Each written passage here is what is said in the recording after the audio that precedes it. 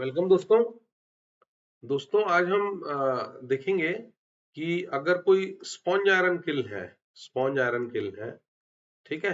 तो sponge iron किल का जो कूलर होता है, ठीक है, ये कूलर क्या करता है, स्पॉन्ज आयरन को तो ठंडा करता ही है और उसमें निकलने वाला जो चार होता है, डोलो चार होता है, प्लस ऐश होता है, सबको ठंडा करता है।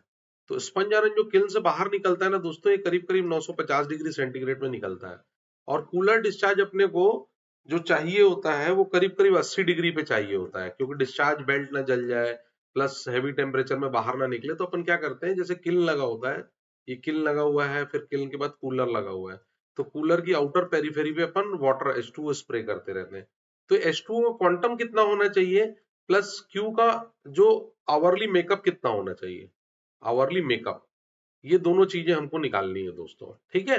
तो इसको हम कैसे निकालेंगे दोस्तों, देखो, आप मान के चलो कि अगर 100 टीपीडी की किल है, तो 100 टीपीडी की किल 24 घंटा अगर हम चलाते हैं, ठीक है, तो मोटा माटा हमको 4.5 टन पर आवर का स्पॉन्ज आयरन चाहिए, ठीक है।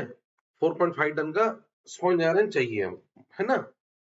अब क्या होता है दोस्तों कि 4.5 टन पर टन स्पॉन्ज आयरन के साथ 1 टन के करीब, 1 टन पर आवर का डोलो चार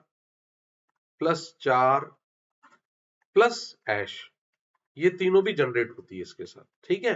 क्योंकि किल में तो अपन आयरन ओर के साथ स्पंज आयरन निकालने के लिए जो आयरन ओर फीड कर रहे हैं, उसके साथ अपन क्या कर रहे हैं, आयरन ओर, है ना, Fe2O3 प्लस कोल, है ना, प्लस डोलोमाइट, ये सब फीड कर रहे हैं। तो इससे जो डिस्चार्ज निकलेगा, इसमें आपको स्पंज आयरन तो निकलेगा ही, डोलो चार भी निकलेगा और चार भी निकलेगा और ऐश भी निकलेगी, है ना। तो इसलिए 1 टन के करीब करीब वो क्वांटम होता है। तो अगर अपन इसको देखेंगे तो 1 divided by 4.5 that is almost 22% के करीब होता है दोस्तों, ठीक है।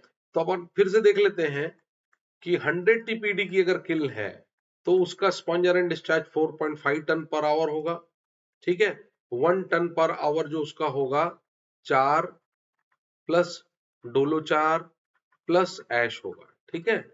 अब ये स्पॉन्ज आयरन की जो स्पेसिफिक हीट होती है ना दोस्तों, ये स्पेसिफिक हीट स्पॉन्ज आयरन की जो होती है, ये होती है 0.21 किलो कैल्स पर केजी पर डिग्री सेंटीग्रेड।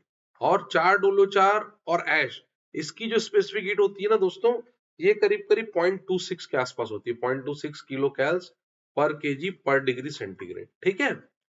तो अब हमको टोटल हीट कितनी निकालनी है सिस्टम से, heat to be extracted, heat हमको जो निकालनी है, देखो हीट कैसे निकालेंगे हम, Q into specific heat into delta temperature का, ठीक है, for SI plus Q of ये अदर मटेरियल अदर्स, है ना, into specific heat of others into delta of others, delta T of others. So sponge iron कितना निकल रहा है दोस्तों, 4.5। इसकी स्पेसिफिक हीट मैंने आपको कितनी बताई, 0.21, है ना। और इसका डेल्टा कितना है, ये 950 में निकलता है और आउटलेट में हमको ले जाना है इसको, कूलर आउटलेट में 80 डिग्री सेंटीग्रेड में, ठीक है। तो ये कितना हो गया, 950 माइनस 80 प्लस इसकी जो हीट 1 टन मतलब 1000 किलो, इसमें भी 10⁻³ मल्टीप्लाई कर दो, है ना, into specific heat 0.26 into delta 950 minus 80, ठीक है। तो जब इसको आप पूरा सॉल्व करोगे ना दोस्तों, तो ये आएगा 1048350 किलो कैल्स पर आवर, ठीक है। ये वाला पार्ट हो गया जो हमको हीट निकालनी है सिस्टम से। अब निकालेंगे किससे, निकालेंगे दोस्तों हम पानी से। तो पानी का जो कैलकुलेशन रहता है, पानी से जो हमको हीट निकालना है, तो मास ऑफ वाटर हमको नहीं पता है, स्पेसिफिक हीट ऑफ वाटर 1 होता है, और पानी जो हम अंदर भेजेंगे वो बाहर निकलेगा 70 डिग्री का, लेकिन जो अंदर भेजेंगे वो 25 डिग्री का रहेगा। मतलब ये पानी का इन टेम्परेचर है, वाटर का इन टेम्परेचर, इन H2O और इन आउट H2O। पानी बाहर जो निकलेगा वो 70 डिग्री का होगा दोस्तों, ठीक है। तो अब देखो, इसकी स्पेसिफिक हीट तो 1 है ना। ये हमारा इक्वेशन 2 आया, और इक्वेशन 1 में जो आया था वो total heat of sponge iron plus other, ये कितनी आई थी, 1048350 किलो कैल्स पर आवर, ठीक है। ये दोनों को इक्वेट कर दो, ये पहली इक्वेशन आई थी, ये दूसरी इक्वेशन है। तो 104830 is equal to m mass of water, mass of H2O into 1 specific heat into 70 minus 25. So m is equal to कितना 1048,350 divided by ये मतलब कितना 45 है ना। तो जब हम ये निकालेंगे ना दोस्तों, तो ये करीब करीब आएगा, जो पानी का सर्कुलेशन आएगा 23296 kgs पर आवर। ये हमको पानी सर्कुलेट करना है। ये किल है, ये कूलर है, कूलर के ऊपर में हमको इतना 23 टन, इसको हम टनेज में कन्वर्ट करेंगे 23.29 टन पर आवर या 23.29 मीटर क्यूब पर आवर। ये पानी हमको हर घंटे किल के ऊपर में स्प्रे करना है, ठीक है, 23.29 टन। अब निश्चित तौर पे पानी जब आप स्प्रे करोगे, है ना, तो कुछ पानी इवोपोरेट भी होगा, ड्रिफ्ट लॉस भी होगा, ड्रिफ्ट लॉस प्लस इवोपोरेशन, है ना, प्लस ग्राउंड लॉस। ये दोनों, ये तीनों चीज को आप 20% मान लो, 20% के करीब करीब ये होगा, ठीक है ना। तो आप इसका 20% निकाल लो, 23.29 इंटू 0.2, है ना। तो जब आप इसको 23.29 इंटू दिस मच ये करोगे, आप 0.2 निकालोगे, तो करीब करीब 4.66 मीटर क्यूब पर आवर आपको मेकअप वाटर लगेगा। सो हम जब सॉल्व किए ना दोस्तों, तो अब आप देख लो कि हमने जो सॉल्व किया, इसमें हमारे पास दो चीज आई। एक तो क्यू सर्कुलेशन कितना होगा, क्यू सर्कुलेशन होगा 23.29 मीटर क्यूब पर आवर, ठीक है। और Q makeup for sponge iron kiln is 4.66 and this is for 100 TPD kiln, ठीक है। तो जब भी आप चाहो 500 TPD के लिए निकालना हो, 600 के लिए निकालना हो, 1000 हो, 1600 TPD की भी किल्न अब लगने लगी, तो इसमें आप स्ट्रेट फॉरवर्ड मल्टीप्लाई कर सकते हो वाटर सर्कुलेशन को, ठीक है।